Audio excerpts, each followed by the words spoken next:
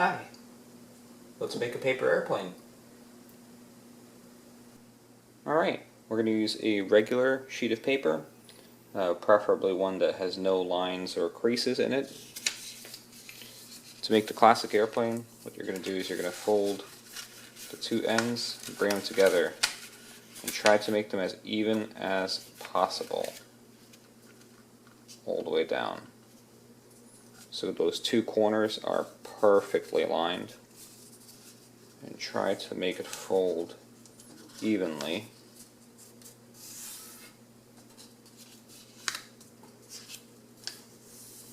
And when you bend these sides, keep the middle restrained so that it doesn't move while you're bending this. You want this gap to be as even as possible.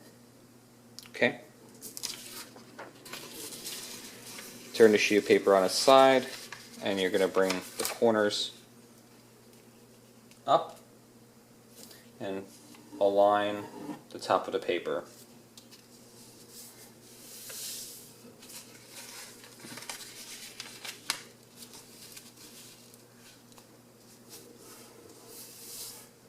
I can see that ideally this would all be aligned. You wouldn't really be able to see that, but that's okay. You make a lot of these.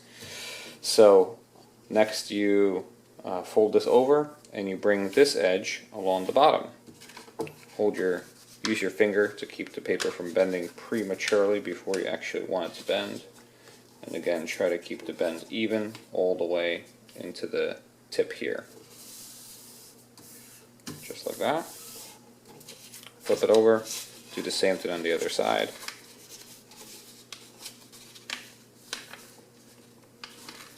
Again, bring it all the way down, and also it's good at that point to try to match this corner up. So this might not be exactly the same, but at that point it's more important to get this back end straight, or back end matching.